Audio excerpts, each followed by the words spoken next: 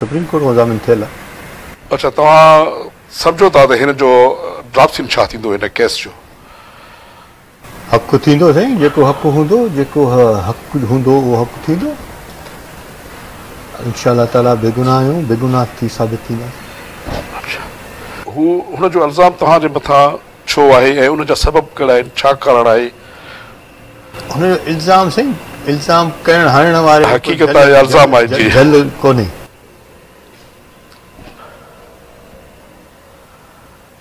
तव्हां हिकिड़ी वीडियो मां कल्ह टोॾारो ॾिठी आहे साईं, हिकिड़ी मौली साहिब रखी आहे, उन खां ई तव्हां उन्हनि जो किरदार जी सॼी हक़ीक़त अचे थी वञे।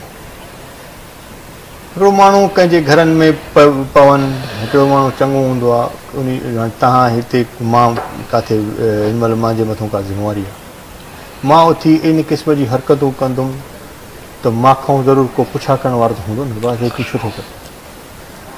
इन सॼे माहौल खे एसि ताणी आणण वारो जेको तरीक़ेकार आहे उहो इहो त तव्हां कंहिंखे असांखे पुछो न, जेका मनशियात फ़रोशी कयूं असांखां तव्हां पुछा कोन कयो, असांखे झलपल न हुजे, त इन तरीक़े जी ॻाल्हियुनि जे करे इहे शयूं पैदा थियूं।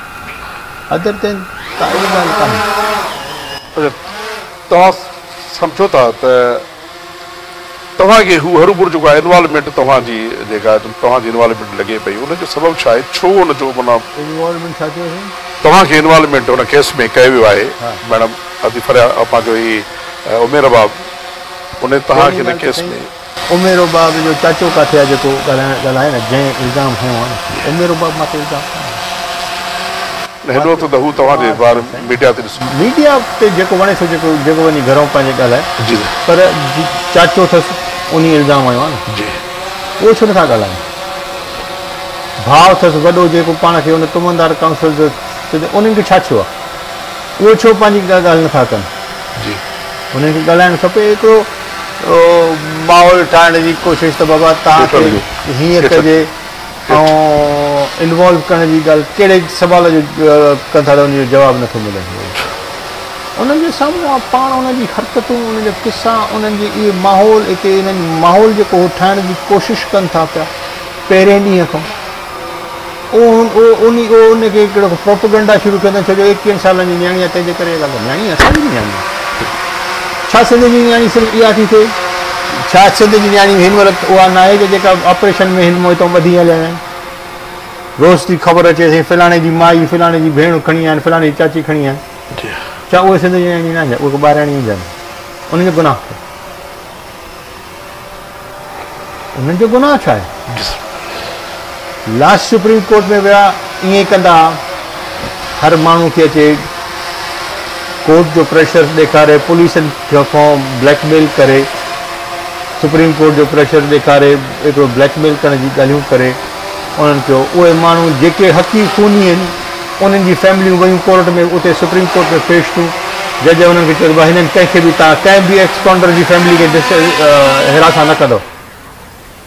कोर्ट ई न सुप्रीम कोर्ट, उहा जॾहिं हक़ीक़त उन साम्हूं अचे थी त उहा ॻाल्हि करे थी पए। न हीउ जेको वाक़ियो थियो आहे हाणे, इन जे रदअमल में तव्हांजी छा सोच, तव्हां छा था करणु, मतिलबु तव्हां छा था चाहियो त छा थी? असांखे अवाम, पंहिंजी जेका सिंध जी अवाम आहे, उनखे असांखे वोट ॾेई चूंडियो आहे पंहिंजी सिंध सूबाई असेंबली। उहो असांखे हिकिड़ो इख़्तियार ॾिनो अथई, उहो हिकिड़ो चवंदा आहिनि ताक़त ॾिनी आहे उन अवाम त असां अवल उहा शइ यूटिलाइज़ कयूं। जेको इजलास थींदो उन इजलास में असां पंहिंजी उहा उन फ्लोर तां बि सॼी सिंध ऐं पाकिस्तान खे ॿुधाईंदासीं छा हक़ीक़त।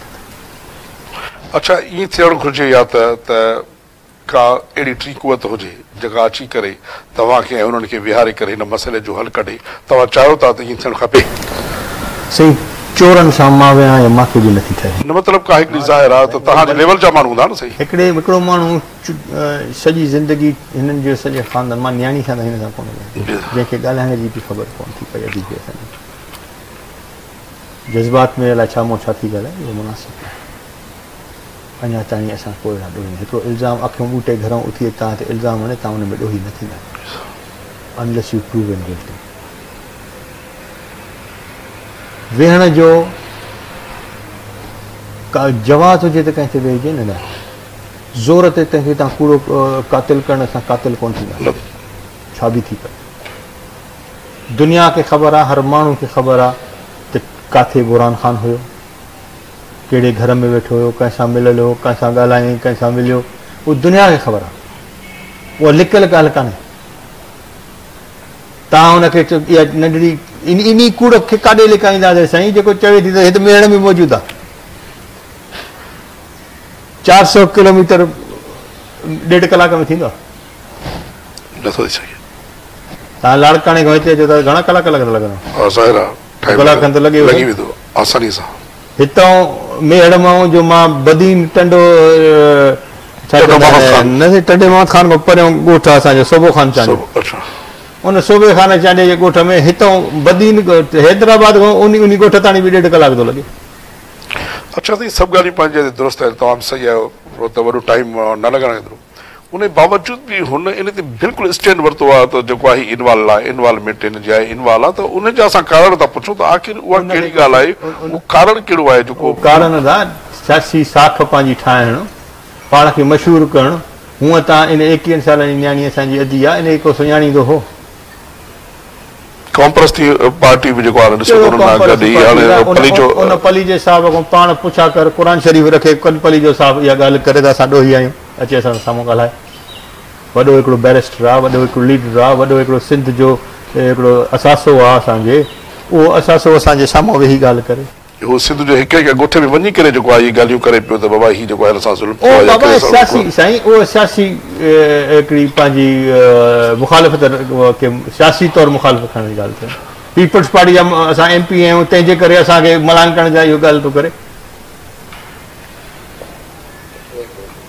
उते नथा ॻाल्हाइनि जिते भला जूनागढ़ जे शहर में छा थियो JDA कयो उते भला असांजे उहे औलाद कांजियूं असां नथा आङिरियूं खणूं पर हिकिड़ी ॻाल्हि सां ॻाल्हि था करूं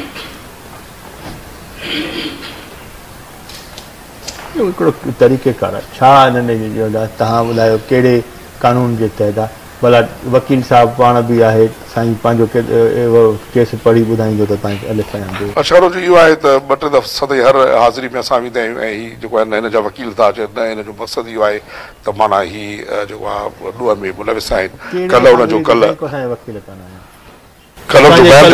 वकील जो जे वालदा जो 40 आसिफ अली खान सुमरो अब्दुल रज़ाक जी घरवारी गुज़ारी सॼी दुनिया खे लिखियल आहे बिल्कुलु उहो मुंहिंजे पाड़े जो आहे मूंखे ख़बर आहे बिल्कुलु लिखियल आहे कल्ह हुयो 40 हुनजे घर जो जी जी उहो इहा लिखियल ॻाल्हि ई जे उहो वकील साहिबु न आयो भला हाई कोर्ट हिकिड़ो डिसीजन असांजे ख़िलाफ़ु अचे थो त असां उन डिसीजन खे खणी अॻिते न वञूं छो जो इहो इंसाफ़ जो तक़ाज़ो न आहे छो असांखे बि सुप्रीम कोर्ट ते वञण ताणी इंसाफ़ जो तक़ाज़ो असां वञी सघूं था असांजो हक़ आहे बिल्कुलु जे असांजे हक़ हुननि जे हक़ में का शइ अचे ऐं असां वञूं ग़लति आहे पर जे असांजे ख़िलाफ़ु का शइ अचे थी ऐं हो हुनजे असांजे हक़ में का शइ थिए थी त हो हाई कोर्ट वञनि था सुप्रीम कोर्ट वञनि था छो उहो बि न वञनि न हर हिकु आईनी दरवाज़ो खड़काइण हर माण्हू जो हक़ आहे बिल्कुलु